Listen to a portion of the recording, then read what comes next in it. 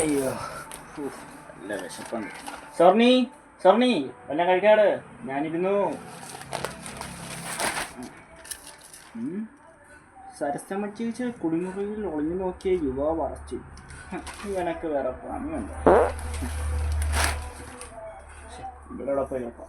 സ്വർണി, അമ്മയും ചേട്ടനും കടയിൽ പോയി വെച്ചാ ഇന്ന് അമ്മ എന്നെ ഫുഡിനോടെ ഏൽപ്പിച്ചേക്കണം.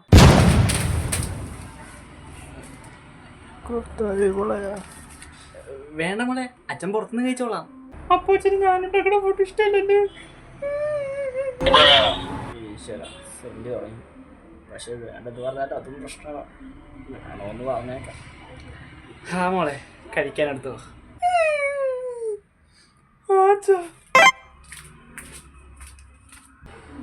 ഈശ്വര, എന്താവോ എന്തോ.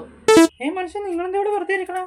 ഞാൻ അവളോട് ഫുഡ് ഉണ്ടാക്കി തരാൻ പറഞ്ഞിട്ട് പോയാണല്ലോ. അവളൊന്നും തന്നില്ലേ? ആ വന്നാ നിനക്ക് എന്തിൻ്റെ കേട്ടാടി ആ പിശാചിനോട് ഫുഡ് ഉണ്ടാക്കാൻ പറഞ്ഞിട്ട് പോയാ? എന്താ മനുഷ്യൻ നിങ്ങളെ പറയണേ? ഈ പ്രായത്തിലല്ല അവളെ ഇതൊക്കെ പഠിച്ചു വെക്കട്ടെ. അവിടെ ഒരു കല്യാണം കഴിച്ച് വീട്ടിൽ പോകുമ്പോൾ എന്തായാലും ഇതൊക്കെ പഠിച്ചിരിക്കണം.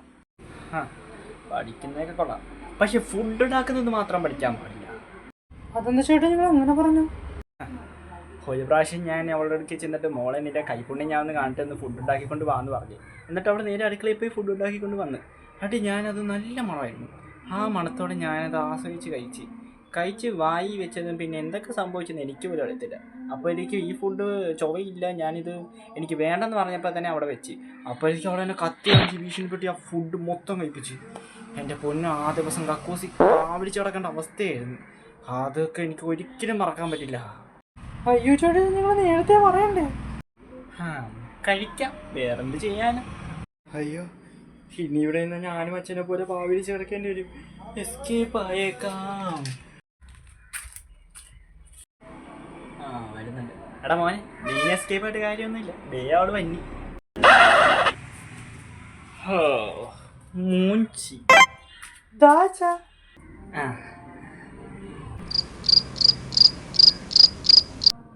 അന്നുണ്ടാക്കി തന്ന അതേ ഫുഡ്, അന്ന് വയറിളക്കിയ അതേ ഫുഡ്. ഇന്ന് എന്റെ കാര്യത്തിൽ ഒരു തീരുമാനമായി.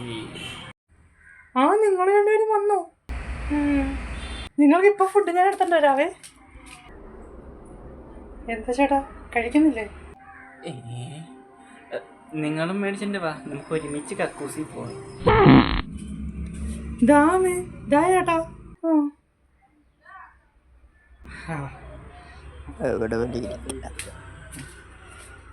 രക്ഷപ്പെടാനൊരു മാർഗമുണ്ട്.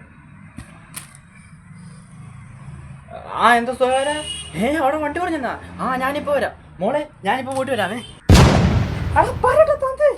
എന്റെ ഫുഡ് കഴിക്കാതെ ഇവിടെ നിന്ന് ഇറങ്ങിയ വെട്ടിക്കണ്ടിച്ച ഫ്രിഡ്ജിൽ വെക്കും.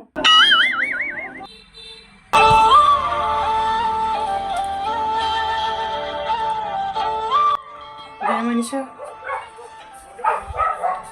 ഇനി എന്ത് ചെയ്തിട്ട് കാര്യമില്ല. കഴിച്ചോ.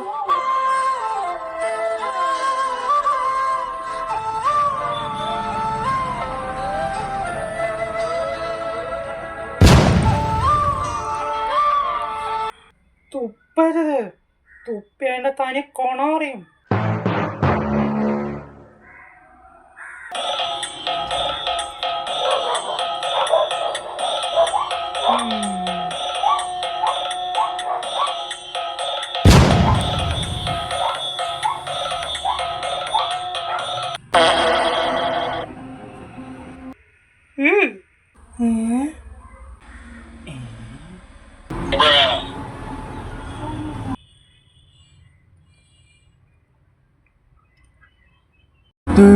Minutes later.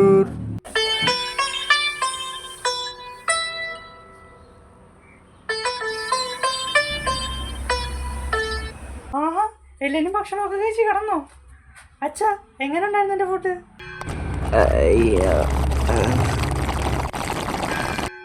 Fantastic.